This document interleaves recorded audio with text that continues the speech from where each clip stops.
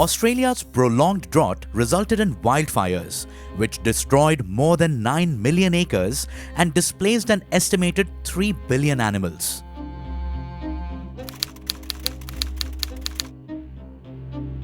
In India, a severe heat wave affected many states and disrupted normal human life.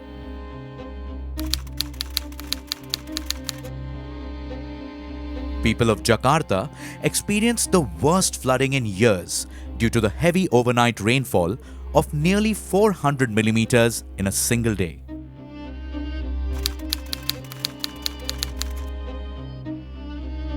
Soaring summer temperatures across Europe have adversely impacted tourism, which is an important source of revenue for many countries.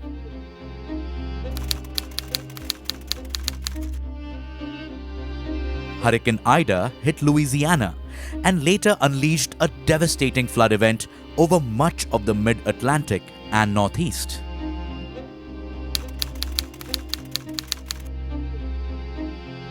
Zhengzhou in China received a startling 645 millimeters of rain in 24 hours. It was literally more than a year's worth of rain.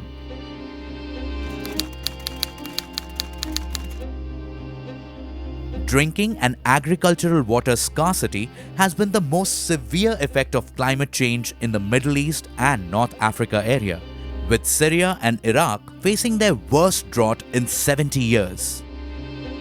Human activities have been the main driver of climate change, primarily due to burning fossil fuels like coal, oil, and gas.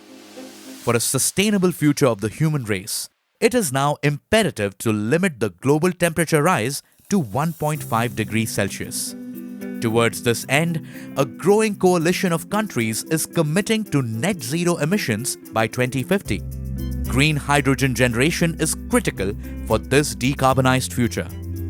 Hydrogen will help fill the gaps where electricity cannot easily replace the use of fossil fuels. Industrial scale development of green hydrogen will still take a while. So, efficient use of alternative low-carbon hydrogen is the need of the hour. Green hydrogen will play an important role in decarbonizing the industry and the transport sector. But as scaling up of green hydrogen production still requires a lot of efforts and time, we should look into other sources of low-carbon hydrogen production. I've been working over decades as leading R&D engineer and managing director in the sector of renewable energies and sustainable gas production.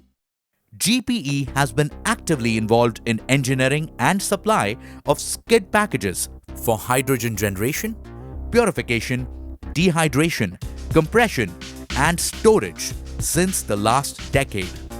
Already since mid-90s, we're supporting gas processing equipment in India to widen its business activities towards renewable gas and sustainable gas production. In India, GPE has already launched and executed industrial-sized projects in the area of low-carbon hydrogen production. An ideal source and also application of such low-carbon hydrogen is the steelmaking industry. Here, pure hydrogen is used to improve the flat steel quality for the later usage in the car manufacturing industry. GPE recently supplied a skid-mounted hydrogen PSA tail gas cleaning unit to one of the world's largest steel manufacturers. It was a complicated brownfield execution, which involved skid design and supply, ODC transportation, civil works, PLC system modification, site piping, erection, commissioning, and performance trials. Let us now see what all is involved in designing and constructing such a multi-level skid within an extremely tight schedule of 8 months. Skid packaging begins with process and detail engineering. Process simulations are done using licensed software. A process flow diagram and a detailed P&ID are developed after that. Let's understand how brownfield execution constraints affect this phase of project execution. This is a brownfield project. Plus, the delivery was too short of 8 months. And moreover, being a brownfield project, we had to minimize the site activity.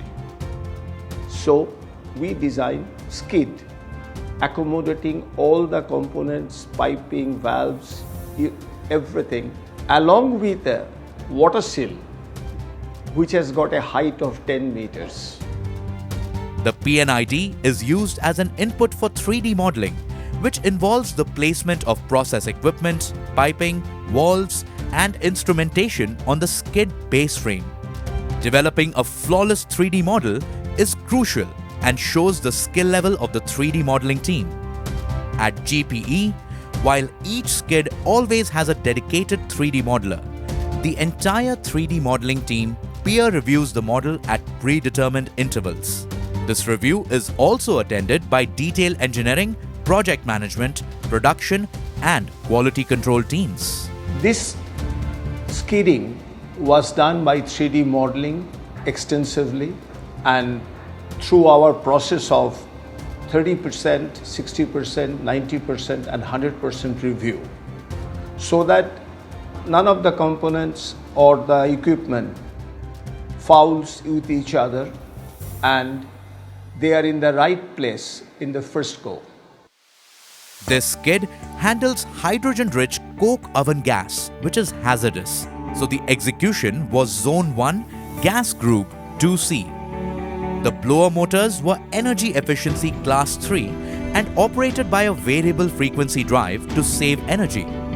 3 actuated on-off valves were provided to switch flow in case of blower failure. A 4-story high water seal was added for positive isolation during shutdown, and this increased the skidding complexity. Complete modularization of such a brownfield project within a tight schedule can succeed only if there is seamless transition from marketing to project execution. Detailed interdepartmental transfer of customer requirement ensures a fault-free execution. In case of modular skid packages, most of the time, the timeline for execution of an order from inquiry takes more than a year. This phase includes pre-bid meetings, filling up various annexures which form part of our techno-commercial offer, back and forth reply of TQs and CQs. Even during negotiations, a lot of emails get exchanged. So if you realize, all of this data would be scattered if a proper system was not in place. So we had taken care of this by developing GPE Pro as a part of that SAP B1 ERP system. After receive the PO, we ensure proper handover of technical specifications, commercial documents, agreed terms and conditions, extract from email in one go by using GPE Pro. We conduct kickoff meeting to review order verification form, and we make a project execution tracker to monitor project schedule, manufacturing plan, purchase progress, engineering document submissions, QC clearances, and invoicing and cash flow management. Fabrication of process equipment, piping, and skid frames is closely monitored to ensure world-class quality. After skid assembly, factory acceptance test is the next crucial step. We do a comprehensive factory acceptance test at GPE where the functioning of the PLC, the variable frequency drive, on-off and control valves is checked. This is attended by the third-party inspection agency and also the customer representative, and it helps save precious downtime during commissioning. As per the quality assurance plan, the functional test of the PLC is already done at supplier works, and here we are checking the logic of the PLC, where as per the operation and control philosophy, the functioning of the on-off valves and the variable frequency drive is checked. Now we try to simulate the site conditions as far as possible. So in this case, the distance between the control room and the skid is 150 meters. So we have tried to use a 150 meter long cable to check signal attenuation. Dispatching the entire package in assembled condition is not always feasible due to height restrictions in transport. Let's see how GPE partly dismantled the skid, safely transported it, and ensured proper on-site assembly. This skid has a water seal and mid-level platform. Total skid height is more than 10 meters. It needs to be dismantled before dispatch. Marking of IP and TP points will be done before packing.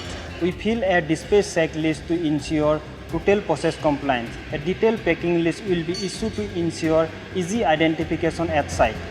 Climate change and its associated risks are undisputable, and grey hydrogen systems will play a pivotal role in short-term risk mitigation.